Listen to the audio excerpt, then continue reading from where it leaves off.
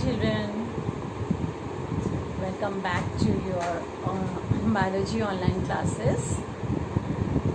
Children, hope you all are fit and fine and studying hard at your places. Students, as you all know that your first term examinations are commencing soon after 10th assignment. So be regular with your studies as well as your assignments. Class 8, today I am going to continue the same chapter in biology, that is your ecosystem. In previous video we had discussed about the ecosystem. What is ecosystem? It's biotic and abiotic components, about the food chain, about food web, right, and food pyramids and energy flow. And in this video I am going to discuss about interdependence amongst the living organisms. How the living organism they interdepend or interact each other, right? And about parasitism, symbiosis and predator. Let's start the chapter. Ecosystem. Let's recall what is ecosystem. Ecosystem is the study of relationship between biotic and abiotic things of an environment is called as ecosystem, right? Ecosystem has two main components. One is called what? Biotic components, and second is called what? Abiotic components. Biotic components are living components and abiotic are non-living factors or components. Have you ever wondered what would happen if all the plants on this earth disappeared? Well, obviously our beautiful planet Earth would definitely appear barren and sad, and we all lose our main source of oxygen, and carbon dioxide will no longer be cleaned out. As carbon dioxide trap heat from the earth, then earth will warm up fast and every living being will run out of food and die. As you all know that photosynthesizers, that is your plants, are the only gateway for energy to flow.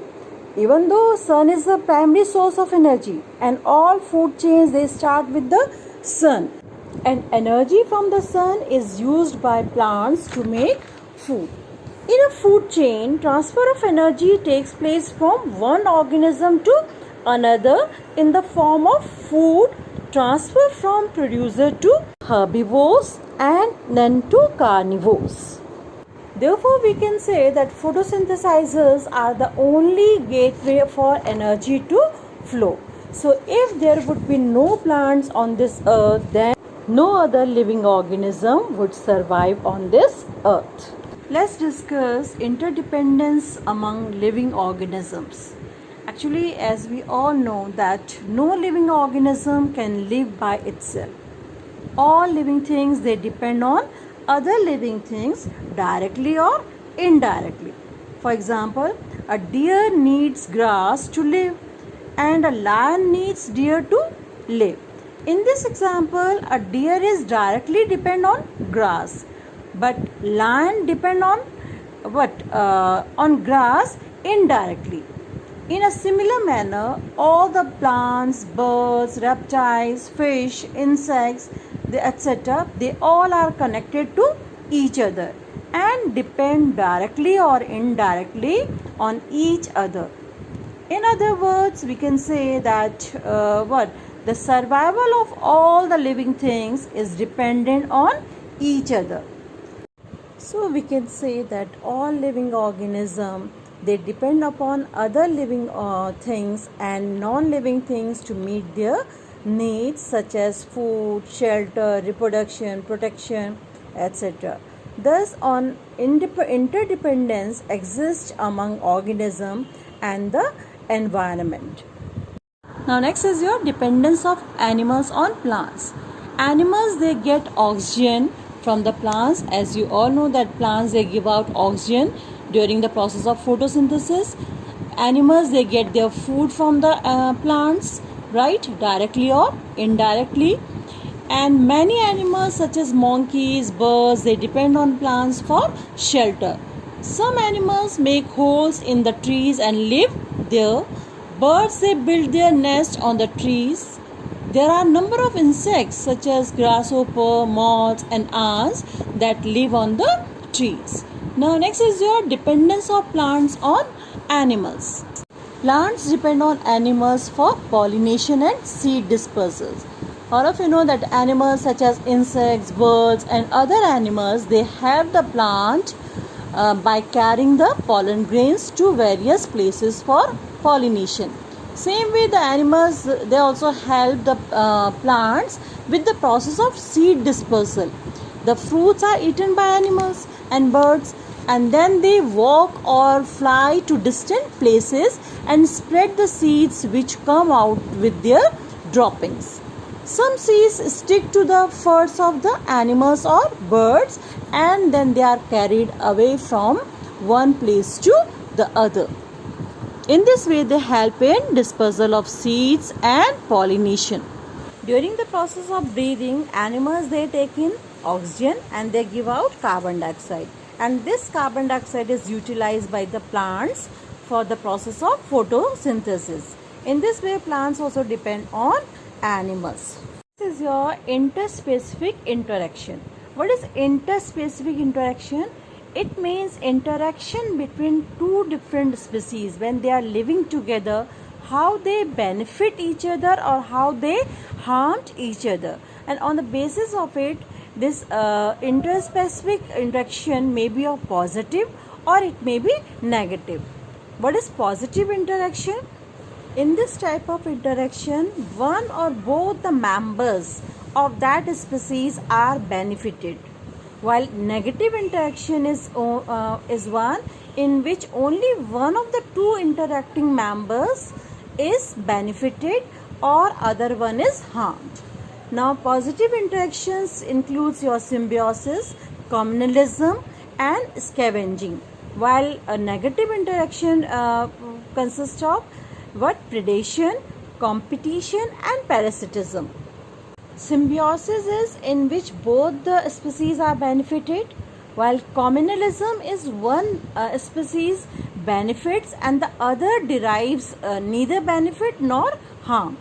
And scavenging, what's happened? Animals, they consumes dead remains, while predation is your in which one kills other to feed. And competition is your but when both the organisms are harmed. And parasitism is your in which one organism resides or live on or inside other organisms, and one species is getting benefited, that is your parasite, and the other is harmed, that is your host. Let's discuss about the symbiosis, predation and parasitism. What is symbiosis? It is actually a close long-term relationship between two organisms in which both the interacting organisms benefit. Symbiosis thus shows close association between organisms of two different species and mutual benefit for both the species, and no parasitism or predation is there. For example, nitrogen fixing bacteria living in root nodules of leguminous plants. What are leguminous plants? These are pulses plants. These nitrogen fixing bacteria, they convert atmospheric nitrogen into nitrogenous compounds, and then these nitrogenous compounds are utilized or absorbed by the plant roots and help in the growth and development of the plant. Another example of symbiosis is lichens. Actually, lichens are the mutual association of algae and fungi. In lichen, a chlorophyll containing partner, which is an alga, and a fungus, they live together. The fungus, it provides shelter, water and minerals to the alga, and in return the alga provide organic food to the fungus, which it prepares by photosynthesis. Thus, both of them, they are benefited mutually from each other. Other examples of symbiosis are bees, which gather nectar from flowers, and in return they transfer pollen from one flower to other, completing pollination. In this way, both bees and flowers, they are benefited from each other. Now next is your parasitism. Actually, what is parasitism? It is a relationship when one organism is helped and the other is harmed. The organism that benefits is called a parasite, and the organism that the parasite lives in or on is known as host. Actually, the parasite, they depend on the host for food, and the host receives no benefit at all. The host is in fact a loser, as the food of the host is utilized by the parasite. There are two different types of parasites. First is called ectoparasites, means the parasites which live on the outside of the host, they are called ectoparasites. For example, ticks, fleas, mosquito, louse, these are the examples of what? Ectoparasites. And endoparasites are the parasites which live inside the host body. For example, bacteria, ascaris, tapeworm, these are the different types of worms which are present inside our body. Even plants are parasitized by bacteria, fungi, viruses, nematodes and insects. Cuscuta is another parasite on plants, which is known as amarbel in Hindi. Actually, it has a short root and a long thread-like stem. It twines around the host stem and sends branches around neighboring stems and giving the appearance of a mass of nodules and spectres. They get food from the host plant and they are total parasites. In traditional medicinal system, whole plant of Cuscuta is used for treatment of various diseases.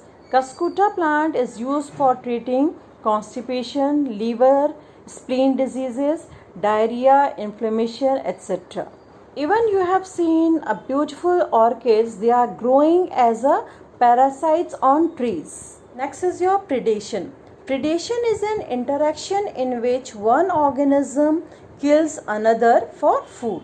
The organism that does the killing for food is called the predator, and the organisms that is killed for food is called the prey. For example, lion, the predator, eats its prey, the deer. In this way, lion, hawk, ladybugs, they are the predator, and zebras, rabbits, aphids, these are the prey. Next is your different ecosystem. There are many kinds of ecosystems. They can be on land or in water. These may be natural or even artificial or man-made ecosystems. Natural ecosystems, which are the gifts of nature, are called natural ecosystem. For example, desert, forest, oceans, grasslands, etc. are the natural ecosystem. While man-made ecosystems are ecosystems which are engineered by man, are called man-made or artificial ecosystem. For examples, gardens, man-made lakes, agriculture fields, etc. Let's discuss about the forest ecosystem. A forest is a natural land ecosystem with dominance of flowering plants, trees, shrubs, herbs and climbers are found in plenty. Forests cover about 1/3 of the land area of the earth. In India, however, about 20% of the total land area is occupied by forest. The main characteristics of forest ecosystem are: it is characterized by the warm temperature and adequate rainfall. It makes generation of a number of ponds, lakes, etc. It maintains climate and rainfall. It gives shelter to wild animals. and soil is rich in organic matter. What are the importance of forests? Forests, they help to preserve biodiversity. Forests are natural habitats of plants and animals.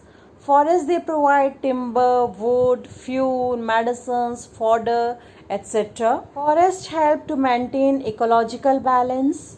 Forests help to control climate and rainfall.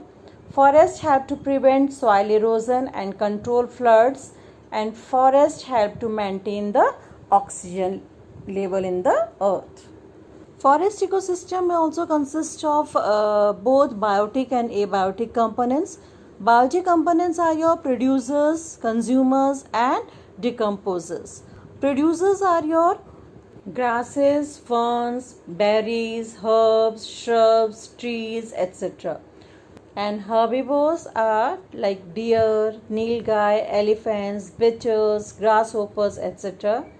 While carnivores are your tigers, lions, foxes, eagles, kites, etc. And decomposers are bacteria and fungi. All these are the components, biotic components of forest ecosystem. Abiotic components of forest ecosystem includes air, rich in oxygen, water, organic and inorganic compounds in soil. Climatic factors such as sunlight, temperature, rainfall and humidity also play great role in determining the flora and fauna in forest ecosystem. So what is flora? Flora, the plants that are found in area together constitute the flora, while all the animals found in a region together constitute the fauna. So in simple way, flora means plants and fauna means animals.